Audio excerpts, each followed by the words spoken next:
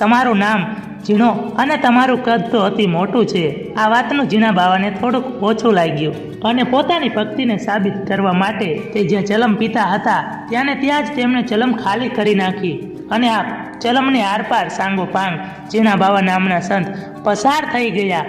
ત્યારે ગુરુદત્ત ભગવાને પોતાના સાક્ષાત સ્વરૂપમાં તેમને દર્શન આપ્યા અને ઝીણા બાવા નામના સંતને કહ્યું કે જે તારે માગવું હોય તે માગી લે, હું તને વરદાન આપું છું। ત્યારે ઝીણા બાવાએ ભગવાન પાસે એવું વરદાન માંગ્યું કે આ ગરવાગઢ ગિરનારની પરિક્રમા કરવા માટે જે કોઈ ભાવિક ભક્તો આવે તેમણે જંગલી જાનવર કોઈ પણ જાતની ઈજા ન પહોંચાડે એનું ધ્યાન તમારે રાખવાનું।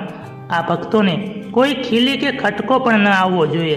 ત્યારે ગુરુદત્ત ભગવાને સાક્ષાત તેમને વરદાન આપ્યું।